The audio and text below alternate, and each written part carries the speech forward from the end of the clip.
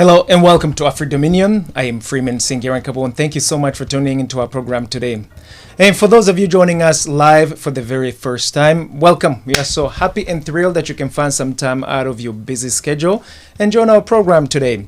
And those of you guys who have been here, we are so grateful that you can also tune in again over and over again. It is absolutely a privilege to be right in front of you and sharing some information with you guys. And with that in mind, if this is the very first time that you are checking in with us for the very first time, we'd love to invite you to join our program on a regular basis by going through our website, which is www.afridominion.com. www.afridominion.com. Our main email is info@afridominion.com. info@afridominion.com. And I'm also told that today we have our studio number. If they can also put it down there so you can have it. Those of you guys who want to get in touch in real time with us while we're having a live conversation, feel free. And our number is +1 240 626 7268 +1 240 626 7268. And with that in mind, guys, welcome. Apologies for starting a little bit late. We had some technical difficulties, of which did not literally allow us to start on time as we had wished to do so. And with that in mind, guys, there is a high likelihood that we are going to go over the time. So we've already made the arrangement with the studio so that they do not cut us out, but we'll do the very best to be on point with the conversation that we want to have. A huge welcome to our audiences, whether you're following live from the television, whether you are listening to us via radio station, or if you're following us via social media. We have many platforms open right now. We do have X live right now. We have YouTube live. We also have TikTok live, if my memory serves me correct, as well as Facebook. And with that in mind, guys, a huge welcome to each and every one of you guys who is going to be with us in this short time period that we are going to share. And the topic for today is a little bit of sensitive, but I will do my very best not to offend any of you. But at the same time, we want to talk about it because it is something that affects our daily lives. And we want to talk about the topic of abortion. How do we curtail an estimated 6 to 8 million abortions annually by African women? Guys, this is a staggering number. For those of you guys who are not aware, we have such a huge numbers of sisters who are aborting babies annually. And it is said that actually the numbers are a little bit above these estimates, but we are using them as a base of conversation today. Now, when we were preparing this conversation, we had a whole lot of data. We had so much information to go by that to a certain degree, it's sort of like we lost translation of what we wanted to get across. Because when you read the numbers, when you read the risks associated with it, you wonder, why do you go through all of this? Especially as as women, as females. And there are many reasons why our sisters and mothers and aunties are going through this heartache of abortion. And bottom line today, we would love to create a safe space to talk about these issues. And there is no specific I don't want to say that I'm an expert, but I'm a concerned brother, I'm a concerned son, I'm a concerned father, I'm a concerned housekeeper, I'm a concerned I'm your brother's keeper, if you put it that way. So with those reasons, I thought that it would be proper to have a conversation about it, and also not to stigmatize what is happening.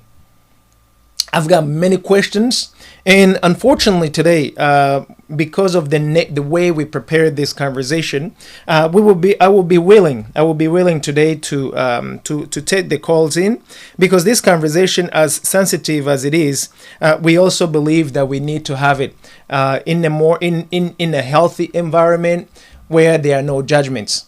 But at the same time, it is my prayer that we can educate one another, so that at the end of this conversation, those of you guys who have been going through this, the abortions and the aftermath of the abortion, so you can safely say, hey, this is what you do not understand. This is what we would like you all to know about the experience, but also how we can help. I really believe that 6 to 8 million abortions annually. This is a lot. Imagine that means that there is at least 6 to 8 million women, African women specifically. The global stats are very staggering. By the way, these are not numbers by myself. I've got these numbers partially from CDC, Center for Control of Diseases here in the United States. I've got them from WHO, World Health Organization, as well as Guttmacher Institute. So I was looking at the numbers from what they have been reporting, and it is crazy. It is crazy that we continuously push our sisters, our mothers, our grandmas, our aunties for these procedures, yet we don't really fully discuss the ramification, the risk associated with it, but also the trauma associated with it. As long as that business is taken care of, you can move on with your life. And I think that we need to think twice about what is happening to our communities, because these are 6 to 8 million potential babies that could be arriving to our families annually, yet we are choosing to abort them. So it is a bit awkward, or it is a bit an ease for me to discuss it, especially because there isn't any female that I'm co-piloting this conversation with. But we would very gladly love to have this conversation again when we have also panelists who can say a little bit more than I can right at this moment. But today, the purpose of having this conversation, it's so that we can actually we can break the ice and have this conversation. And then I will go through a few findings that I have found just to break the ice. And then on the next round, we can actually invite some of our sisters, our sisters, our mothers, our aunties, our grannies, to actually educate us on what is happening. Because personally, when I read that 6 to 8 million abortions of African women, I was shocked. I had no idea. Not only it's 6 to 8 millions, the risks of the risk of having some health complication, it's 70% or more. And it made me wonder why go through that. Why go through that to begin with. So before I get carried away, let me pull up my notes, because I want to be as careful and as mindful while having this conversation, because from what I have read, there are many reasons why these abortions are taking place. But from the standpoints of a brother, your brother's keeper, a concerned family member, I want to know more. How can we as African men help you, our women, our sisters, to literally curtail these 6 to 8 million abortions annually? This is a staggering number, guys. Imagine 6 to 8 million babies, potential babies, who could be coming up. Now, we understand that there are various reasons why abortion takes place. Oftentimes, most of the reason, it's medically related, whereas a mother is going to lose her life as a consequence of the baby that she's carrying. But there are many other reasons. Now, some of the reasons that I want to talk about include inconveniences. When it's inconvenient to you as a sister to carry that baby, when it is inconvenient to you as a mother to carry that baby, especially when it's not planned, or when you don't really have any business having that baby. For example, a child who's 7, 8, 9, 10 years old, a child who's yet to be a teenager, and for whatever reason, that child got pregnant. There are many reasons behind. but we're talking about some of the most extreme reasons when, eventually you end up getting pregnant. Are there ways we can literally minimize these abortions? Because there's so much associated with this, with abortion. And when I was reading about it, I almost got scared. Let me read you guys a little bit of some of the researches that I have that we pulled out, or some of the information we have pulled out. First and foremost, we were wondering between not having sex and ensure that you never have to worry about pregnancy, versus having sex and get pregnant and potentially seek an abortion. How do those things compare? And that's where I want to start from. Guys, I want to invite you to this conversation, especially those of you guys who are able to interact with us in real time, because this conversation is very sensitive, first and foremost, and I want to acknowledge the fact that its sensitivity is making me tread lightly in the words that I want to communicate, and at the same time making sure that I do not offend you. It is not my intention to offend any of you, but at the same time, it is a conversation that I believe we need to discuss. So let's take a bite at it, guys. When we talk about the implication of not having sex versus having sex, there are plenty. Most of the implication, especially when you went through with that, when the abortion comes to be the case, there is a physical health aspect of it. So I would take on one side, I say, okay, if you don't have sex, potentially this is what happens. When you have sex, potentially this is what comes to take place on it. So before you abort, you gotta get pregnant. Now, if you don't have sex, if you do not engage into sexual intercourse, you never have to worry about any health, any physical health concerns, such as getting pregnant, such as potentially having to abort. And some of these abortions also, they carry some consequences, which we will briefly take a look at. And so we realize that when you don't have sex, you never have to worry about getting pregnant. You never have to worry about potential sexual transmitted diseases or sexual transmitted infections that comes along with that. Especially that now we have so many STDs in such a high rise throughout the world, and not just throughout the African families. Now, on the other side, when you do choose to have sex, and then you end up getting pregnant, and then for whatever reason, you do not want to have that baby, you end up choosing the avenue of aborting that baby. There are so many risks associated with it. First and foremost, there are physical sicknesses. Most of the pregnant women, they get daily sicknesses, things like nausea, where you are literally uncomfortable. Hypertension. These are some of the known so-called normal morning sicknesses. I think that's what it's called. Now, after the abortion, a whole lot of these things also come. From what we have read, you potentially have, especially depending on the kind of abortion that you have had. That's another wrench that I want to bring in, guys. Did you know that here in the United States, there are two options of having abortion? By the way, I am not promoting abortion. I simply want to talk about the education aspect of it, because let's say that you got to have sex, you got pregnant, and you want to abort, but you happen to live in a state where abortion is illegal, states like maybe Texas, for example. What do? That becomes a pickle.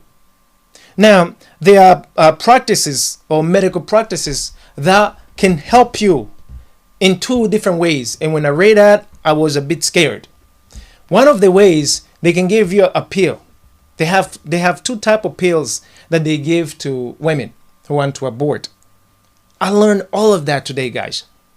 Now imagine you are pregnant, you don't want to have that baby, and you choose abortion. And whether your family knows or not, friends knows or not, you chose to maybe contact one of the local clinics or hospitals, and the doctor sends you that particular pill. So you take the pill, yet you are not fully competent on what to do in case situation arise that you have not planned for. Then who takes the liability of those two potential lives that may be getting lost at that moment? So these pills, are sent to women, whereas they take them, and then before you know it, the baby is aborted. And I when I was reading this, when I was listening to this, I had mixed signals. I had mixed emotions about it. Imagine that you are by yourself, because most of the time we have found out that when you reach to the point where you choose to abort, most of the time either the guy who impregnates you, or who have impregnated you, are they are forcing you, or he is forcing you to abort. Or in your case, when it's you as a woman who chooses to abort, it becomes almost like a personal affair. How do you go through that whole ordeal of aborting by yourself when you did not impregnate yourself? Could there be something that as a family we could do? Even though it's not easy, instead of you doing it by yourself. Can we figure out a way to minimize condemnation? There's so many risks associated with it. I was told, based on the stats, that the risk associated with this particular pill is between 0.01 and 4%. No, between 1 and 4%. 1 and 4%. There's a likelihood that you can have some issues. Now, when you go to the hospital or to some of these clinics that performs a procedure like a surgical procedure for abortion, that's another avenue.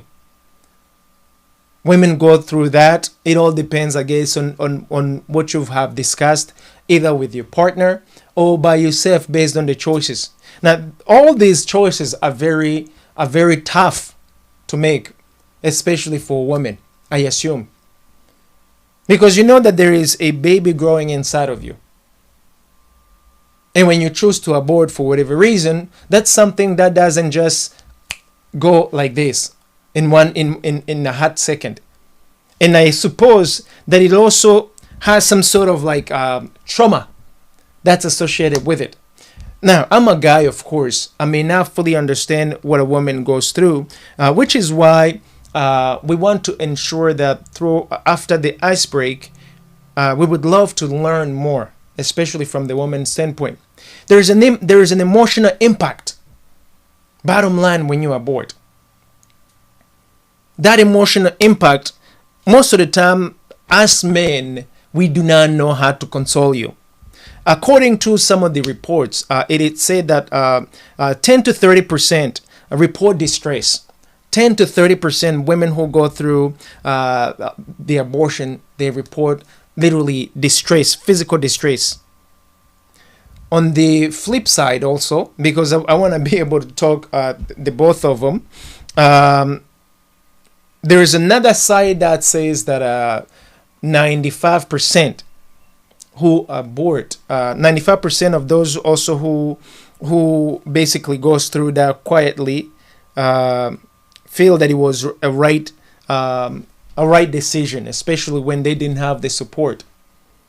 So while some of them feel they become depressed and they have a distress because of what they had just gone through, 95% also have claimed here in the United States, guys.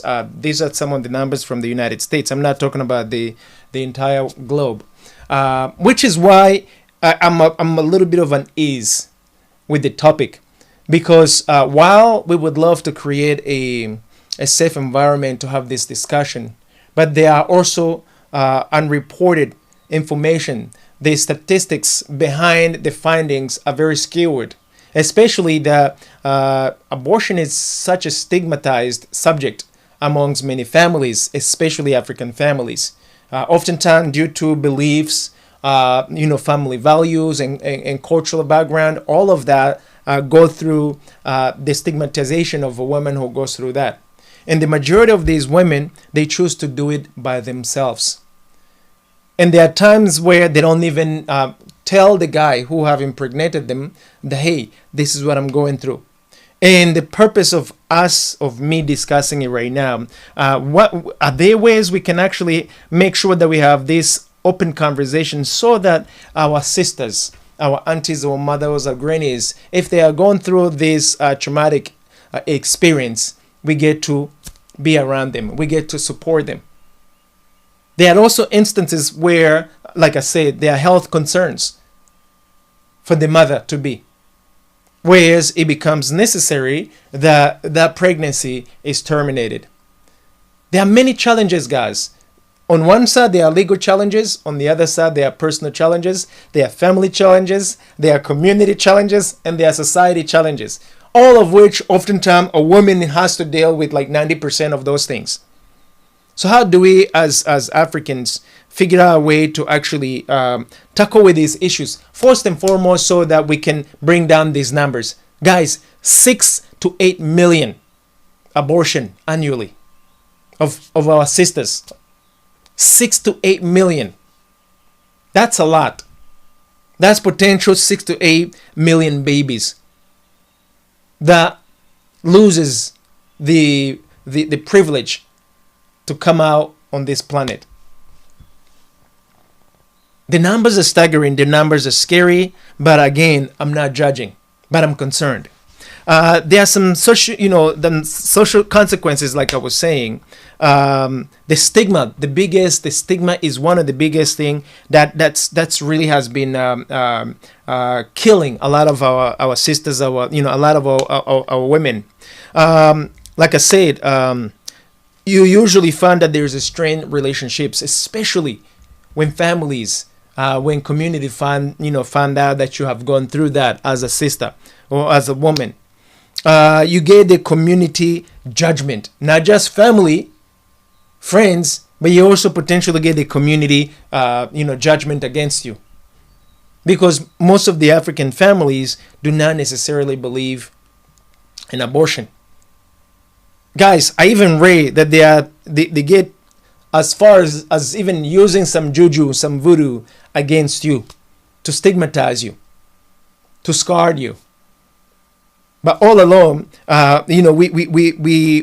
are not necessarily or fully checking out that whole entire story. Like what has happened. All of a sudden you're pregnant, all of a sudden you're aborting. So we judge you right at that instant, but we don't judge the guy. It is always a woman who gets judged, while the guy who has impregnated her literally stands clear of the situation. And oftentimes the guy will be like, what you gonna do? He just impregnated you, and now he's gonna ask you what you gonna do, especially when you're not a couple, especially when you're not married, especially when you don't have any understanding as to, hey, are we actually forming a family in this matter? So, guys, this is one of the reasons being I thought that we can break the ice. We have a lot of we have sisters who want to say something about them, but they say, hey, Freeman, toss it out there first so we can see what everybody says. Because you people, you guys, they were talking about us as African male, that we may not necessarily like what our sisters, our women have to say about about abortion and situation that gets them through the abortion procedures. But I'm still shocked about the staggering 6 to 8 million. This is an estimated. It goes further. This is just an estimated annually 6 to 8 million abortions that take place of African women. Only African women, guys. There is so much more abortion that takes place, but estimated 6 to 8 million just for the African women. Imagine. Now, Let's talk about the legal implication. Like I said, especially here in the United States, there are states that have completely banned abortion. And if you happen to live in that particular state, you potentially can face not just jail time, we're talking about also a felony. From what I have read, some of these states, you can face up to 5 years to life in prison for aborting a baby. Guys, listen. A woman who aborts a baby can face 5 to 10, potentially 5 to 10 to a life in prison. But I wonder why a guy doesn't face any jail time. Because it took two to tango. Yet a woman becomes, gets to be liable fully for aborting, but the guy doesn't. Especially when they agree to do that. Is that really fair, guys? That's another question that I would like to to pose in front of you guys. Patients rarely are prosecuted, but many face investigation if self-managing. Meaning, like for example, if you take that pill and something goes wrong with you with the procedure, you potentially can face some potential investigation from the states, from the local government. Why? You are literally aborting what's called potentially a baby. Depending on the states, depending on your location, it becomes really tough. It becomes a very tough situation as far as being able to properly define this whole abortion business. There's also a financial cost, guys. It costs money to abort. Who picks the tab? Is it a woman who aborts? Or is it a guy who impregnates her? Or is it a joint venture? In most of the procedures, we have been told that abortion costs anywhere between $400 to $1,000. Imagine, between $400 to $1,000. So not only there is the fee for the procedure, but there is also the aftermath. How much more, like emotionally, how much does it cost you? What you have to go through to quench that emotional scar that you have, that emotional pain that you have. Because once you abort, life doesn't go back to being regular. You go through some emotions. You go through a situation. You try to appease your situation with various things. That's money being spent on it. But at least the procedures themselves, they are anywhere between $400 to $1,000, even a little bit more depending on where the procedure has been held.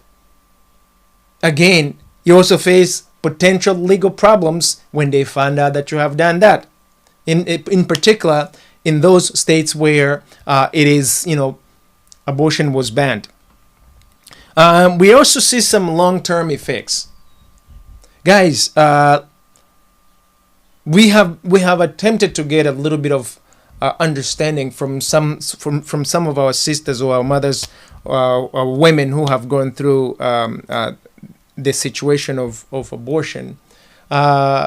We are told that many go through some really difficult times, especially the guilt trip of that whole situation. We were told that the majority maintain a guilt trip. Every once in a while, that guilt of what you have done, it hits you. It can cause that depression, but it can also cause you to change permanently. All along, when the guy doesn't necessarily feel the same way. Again, where do we draw the balance? How do we balance this issue? Is it really worth it that our women, they go through this abortion by themselves, and us guys who have done the impregnation, who have impregnated them, we become hands-free? We absolutely try to alienate ourselves from the situation, including any liabilities that may potentially become as a potential risk, related to that. So we're talking about regrets, health complications, fertility. Sometimes they may have been issues where you may lose the ability to become pregnant again because of complication that may have arose from that. When those situations take place, who becomes liable? Is it you as just, the woman, or also the guy who impregnated you also share that same responsibilities? These are real situation. These are real scenarios that are taking place amongst 6 to 8 million sisters, or 6 to 8 million abortion. It could be perhaps a sister or a mother or auntie having abortion more than once. Who knows? But at least based on the readings, based on the reports, and these are skewed reports, by the way, because in some cultures, in some countries, this is a taboo topic that you do not openly discuss about. And I really want to tell our sisters, our mothers, our aunties, please help us to fully understand what you go through, especially when you are stuck having to make these decisions by yourself after we had just slept with you.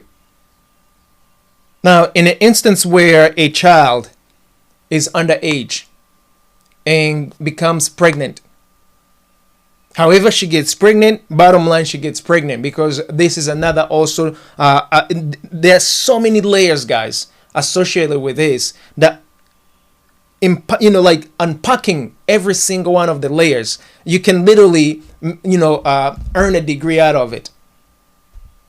And these are issues that are very stigmatized amongst our communities, and that's why I'm literally trying my very best to figure out, hey, there are so many aspects, so many situations, so many consequences, so many risks associated with abortion, especially for our sisters. If it's not healthy, if it's not health, your own personal health, it's some legal. If it's not legal, it's stigma. It's the community.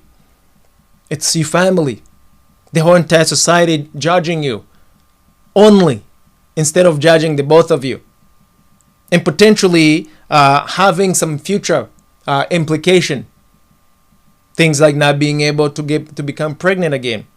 Imagine what happens when you become a part of the fewer numbers of these women who abort and lose the ability to become pregnant again.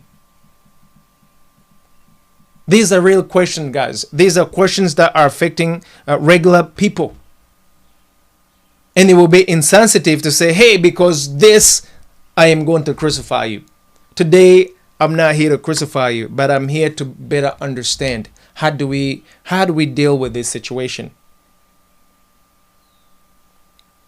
So, based on what I have been reading, it is very difficult. The physical health aspect, it is such huge that oftentimes the biggest recommendation that we usually say, they usually will say, hey, can you not have sex if you can help yourself? From what I have read, on the consistent counseling side, first and foremost, they will usually say, can you refrain from having sex? Because if you don't have sex, you never have to worry about, getting pregnant, and therefore you never have to worry about aborting the baby. Now, if you are married, for example, yet you got pregnant and you didn't plan for the baby, does it really mean that you have to abort that baby? Do you need to abort that baby just because it was not a planned baby? What happened to the aspect of faith? What if that baby is on time, but it's inconvenient for you as the mother-to-be? What if your husband or your boyfriend says, you know what, I don't want this baby. You best abort that baby. What happens when you want the baby, but your partner doesn't want the baby? Guys, these issues are literally affecting our regular families today. And our sisters or our women who are going through with this, they go through with it alone. If they do not get chastised by men, they get chastised by the families or the communities, and they end up doing it all in secrecy. And when you do things in secrecy and something goes wrong, they basically continue to carry on the burden by themselves. And I don't think that this is okay. Guys love and enjoy sex, but we don't necessarily enjoy the aftermath of sex, the consequences of having sex, such as when you impregnate a woman, especially when you are too young to have a child. If a young man of 10 years old, 11, 12, 13, 14, even 18, impregnate a woman or impregnate a young girl, a young lady, how are you gonna raise this child? Your life haven't even started. Yet you literally just started another life and you have no idea what to do. Sisters, they get literally dumped when all along they thought that everything was good. Guys, we have some stories. I have some stories where sisters literally they tell on us unapologetically. And I can imagine if I was your guy and all of a sudden I impregnate you and then I run away from you, or I force you to abort, or I take you to this little hospital or that little hospital, or I even bring you these pills. Guys, can you just imagine what I'm forcing you to do? I'm only looking me, myself, and now I haven't even considered you in the picture, yet you're the one carrying the baby.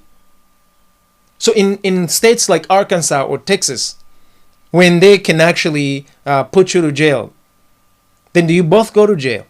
If a guy forces you to do that, do you tell the court that a guy has forced you to do that? What are the liabilities that remain with you despite the fact that it wasn't your wish? So guys, especially as Africans, I know that we love having babies. There's nothing wrong with having babies. But guys, it's imperative that if you do sleep with this woman, if you do sleep with that sister, take care of those responsibilities. Because 6 to 8 million abortion, guys, that's too much, guys, of our sisters, of African women. I pulled out the stats from the rest of the world, but it was shocking that 6 to 8 million of our sisters, they're having abortion annually. Just our sisters. We're not talking about the rest of the races, just our sisters. Which means there is a high likelihood that a bunch of million guys are forcing, or they are going in a situation where we choose to abort, or we choose to force you to abort, or we say, okay, what you gonna do? I go ahead and do it. We're not manning up to the degree that we can handle our business accordingly. And that's why I want to ask brothers today, guys, as sensitive as this topic can be, when you impregnate a woman, you gotta assume the responsibility. I don't care how old you are. If you are old enough to impregnate a woman, you are also old enough to assume the responsibilities that come along with that. Don't let the sisters be the one who actually become left with the aftermath of dealing with the pregnancies, especially if you force her to abort. The emotional aspect of it, she goes through that whole emotional scar, the emotional pain, the stigma, the trauma that goes along with that. And oftentimes you're not really consoling her, especially if you want that to remain a secret. Now, it is understandable if it is if it comes out of health concerns. That's another story. But right now, I'm more focused on our brothers who are just inconveniently falling through that. Can you imagine when you say, no, this is not convenient for me. My life plan entailed A, B, C, D, and having this baby right now isn't a part of what I have signed up for. Why did you not remember that when you were sleeping with that woman? If your whole plan doesn't involve having a baby right now or in the near future, then do yourself a favor. Don't sleep with that sister. And then abandon her afterwards. And you sisters also. I know that all of us, we've got hormones, we've got emotions. Please be careful. If you can, don't have sex. If you can, don't have sex. Because some of these guys, they are straight shooters. In other words, majority of African male, we are fertile. Sometimes they used to joke that an African male can kiss you and impregnate you. In other words, we are very fertile as African male. But because of that, at least check your options. Because you are going to be the one dealing with the 90% of the aftermath of that abortion. Now, there is something controversial that I also want to bring on the table. When I read it, I was a bit hesitant to talk about it. And you may wonder what.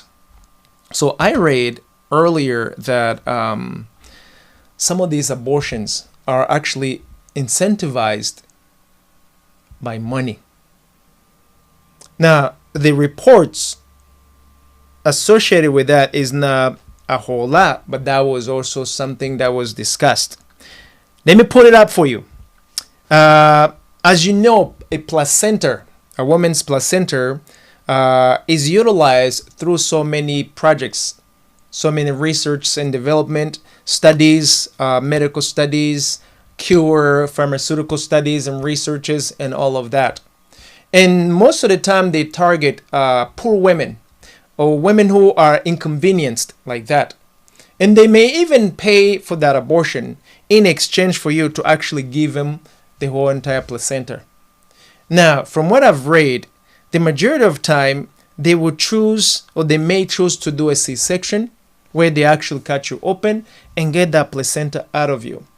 Now imagine they say that they pay anywhere between you may get something like between 5 to 50,000.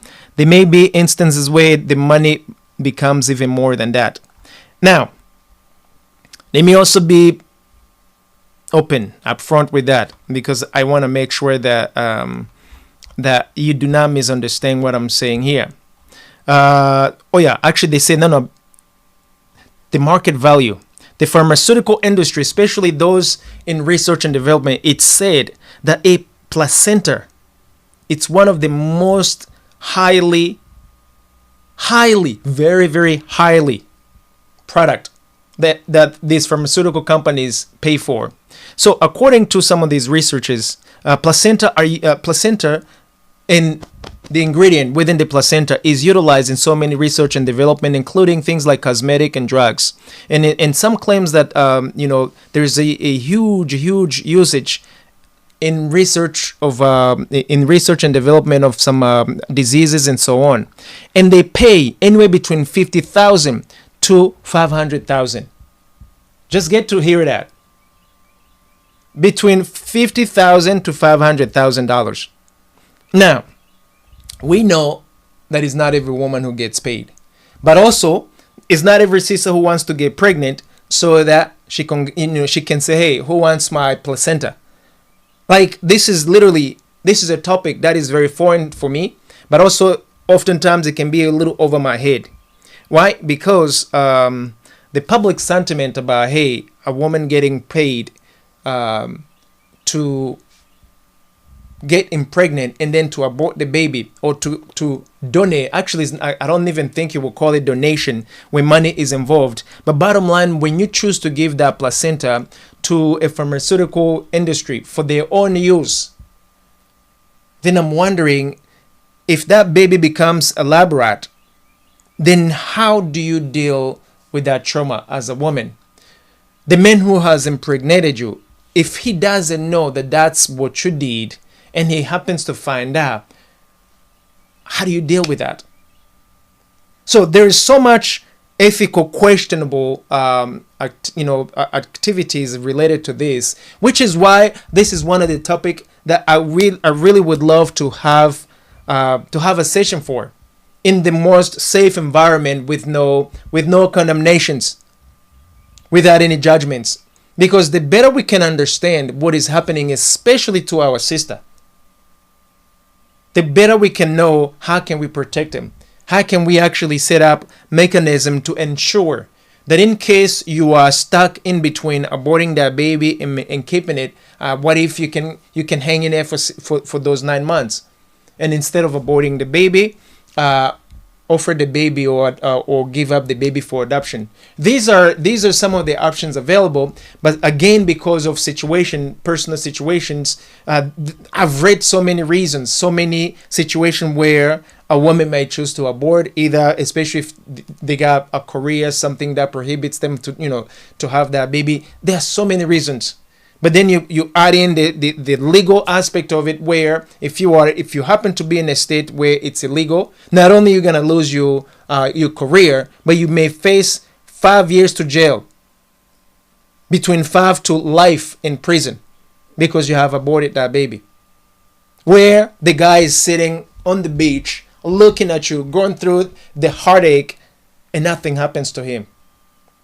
And this is where I believe that we need to have a change. We need to have a balance. Because a woman doesn't impregnate herself. There has to be a guy. If the guy isn't there, it's through a laboratory. And I suspect if you go through the in vitro and those procedures, you really want that baby. You are not going to abort that baby. So I'm really talking about those who become impregnated by men, and then the man turns around and abandons you. Guys, this is very cowardly. This is a cowardly act, and we ought to do something. We ought to do something about it. Now, again, that whole stigma for African countries. I've tried to read, or I've tried to see how some of the African nations deal with it, and I pull up. I found some findings from a few countries. In Benin, for example, they have a whole lot of mixture when it comes to abortion.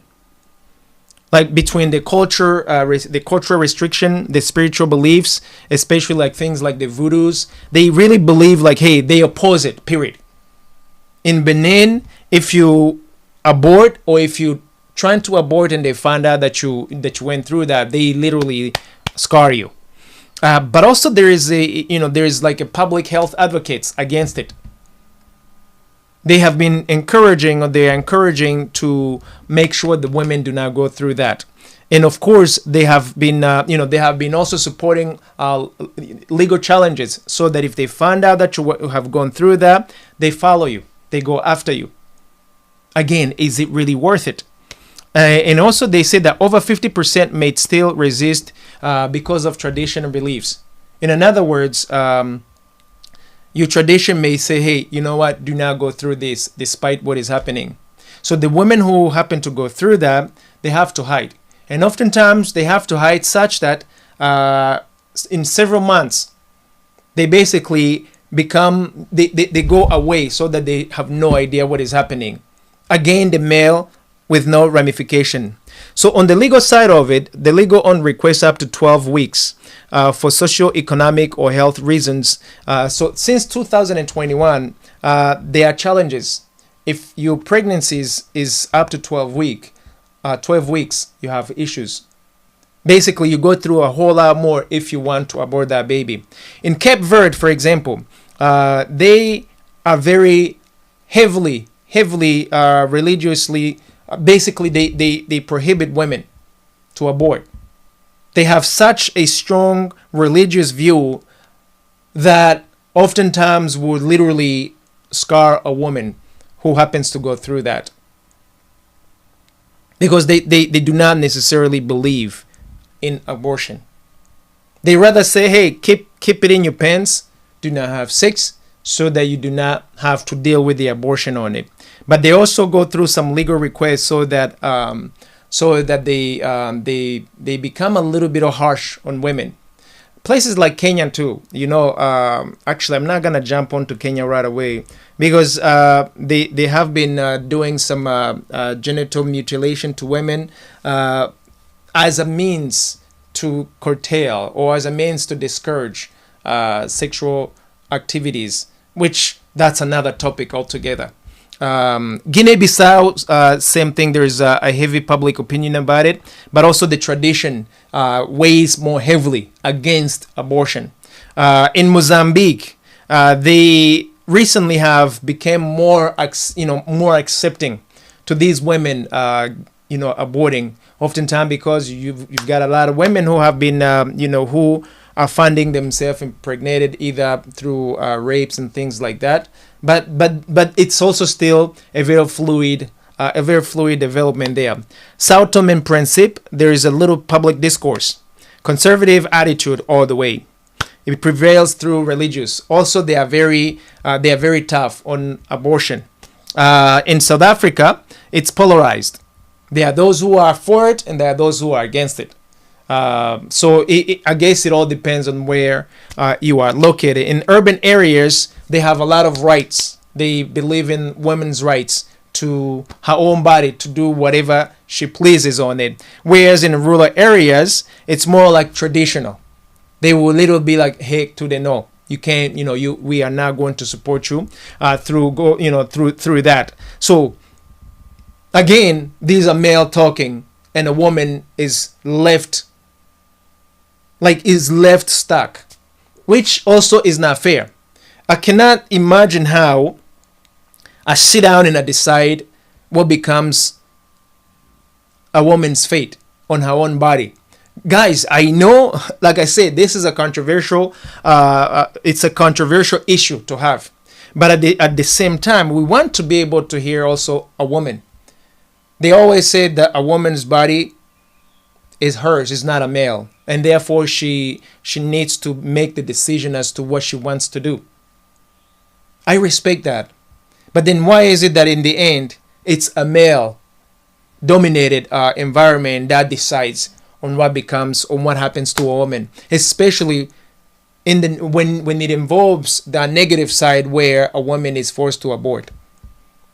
So I really would love to know what you guys think about this, because again, 6 to 8 million abortion of our sisters annually. Every year, between 6 to 8 million abortion are taking place. So imagine those who lose the opportunity to ever have babies because of health concerns or health risk and the complication that came along with that. I have the stats here, and these are staggering and oftentimes very scary. Very, very, very scary. In places like Kenya, they overwhelmingly oppose it, up to 90%. They just straight out tell you no, you can't do that. And those who do it, they literally get discarded publicly, according to what they say. Now they make an exception if you get raped, then those are cases that are dealt with in the most delicate way that you can deal with them. And I imagine a conscious community ought to really put that in consideration.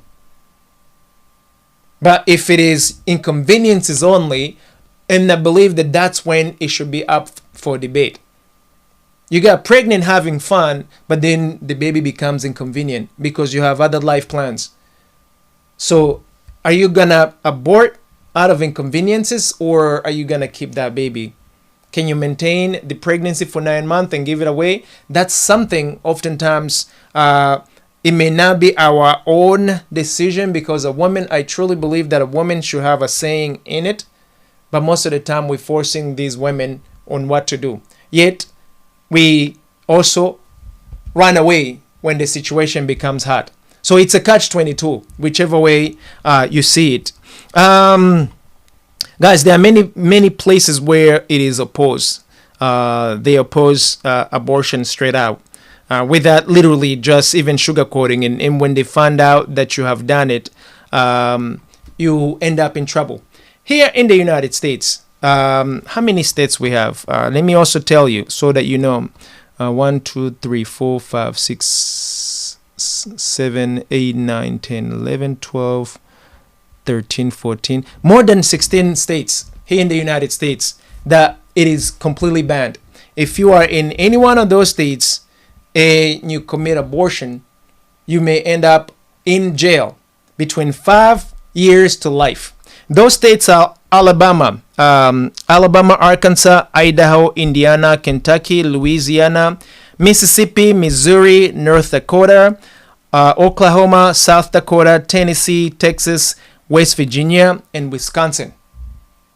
If you live in those states and you are an African sister, be careful, because you potentially face 5 years in jail, 5 years to life for committing abortion. Whether you do it at home with nobody knowing it, or whether you go to any one of those clinics. And that's where I come up and say, hey, what about the guy who has impregnated you? Does he also go to jail? Do you share the responsibilities, or it is all thrown to a woman? So guys, I'm wondering this because I'm very much concerned, because 6 to 8 million abortion to our sisters is way too much. It is way too much, and I believe that we shouldn't support this. We shouldn't go with this. Anyway, guys, there's so much to say about this. This was a nice break for this conversation, because we are planning to have an actual interactive conversation about it. But our sisters say, hey, Freeman, go run with it first. Go run with it, and we'll see what happens. Those of you following on television, those of you listening to the radio station, those of you following via social media, please, I invite you on the next round to have a saying in it, especially sisters. Please come and share with us that ordeal of abortion. But we also want to do it such that it is an environment that is safe for all of us, especially our sisters. Because we do not want to have this conversation scolding you or judging you for whatever reason that you have done that, or for whatever reason maybe you have helped somebody else to, another sister to do that. We just want to fully understand, to better educate ourselves. But also we want to know, hey, what can we do as brothers, as husbands, as lovers in this predicament? Because at the end of the day, if we can bring down the abortion from 6 to 8 million to potentially just lower numbers, because we know that life be lifing. There are health reasons that may potentially cause you to do something you've never thought of doing in your whole entire life. But let it not be because of inconveniences. Let it not be because of not having planned out of it. Because that one move can potentially be the last time you're going to become pregnant.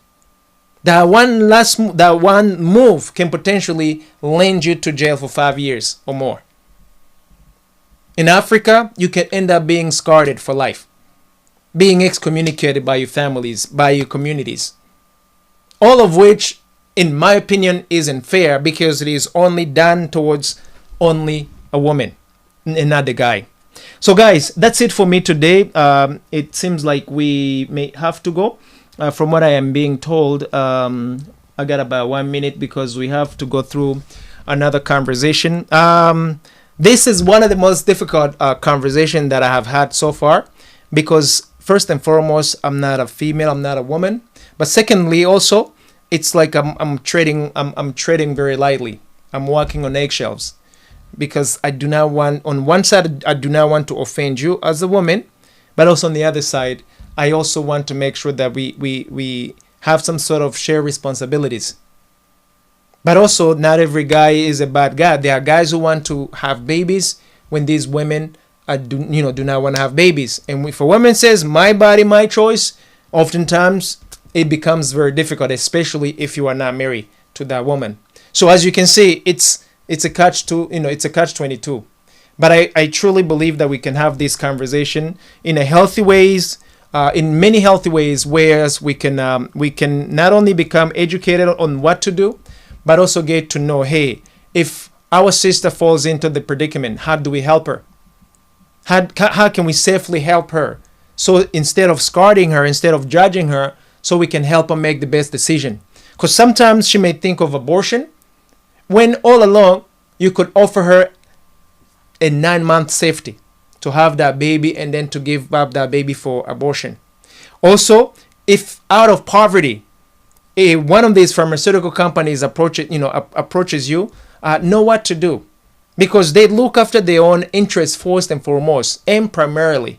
You always become last on the priority list. So do not go for abortion because you need the 50K. If really that's the reason why you are aborting, my goodness. Again, I'm not judging. I wish that there was a better way to help you, so you don't become a baby manufacturer for pharmaceutical companies, because we do have a lot of reports of many instances when those things have taken places.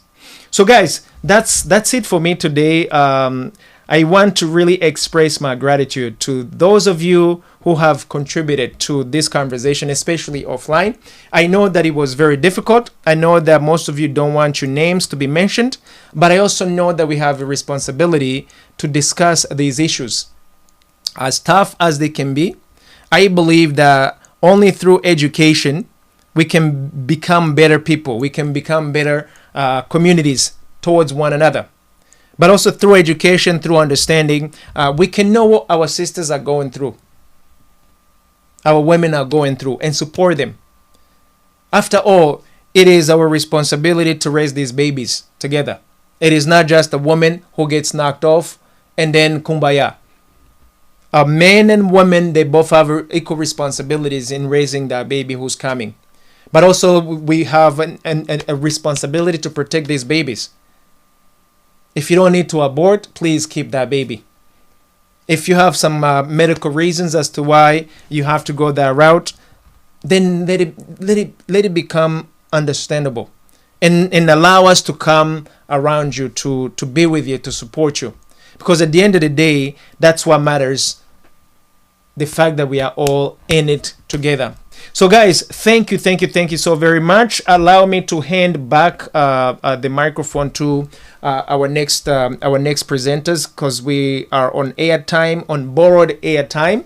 But it is such a privilege to have the opportunity to talk about the abortion amongst our families, our brothers and our sisters, and how we can help one another. Sisters, we love you. We do not want you to abort these babies. We want you to keep these pregnancies. We want to be supportive in whatever endeavors that are taking place. But above all, we do not want to scar you for becoming impregnated by us. If anything, we want to make sure that we share these responsibilities, that at the end of the day, you feel that, hey, the same way we impregnated you, but we are also all in one through the whole endeavors that comes afterwards. With that in mind, guys, I'm Freeman Singh Yarankabo here at AfriDominion Studio. Have yourself a beautiful day. Those of you who are going to sleep, have a beautiful morning if you are just waking up, and a good afternoon, those of you guys who are on our Washington, D.C. time. Until I see you again, have a beautiful day, and peace be with you guys.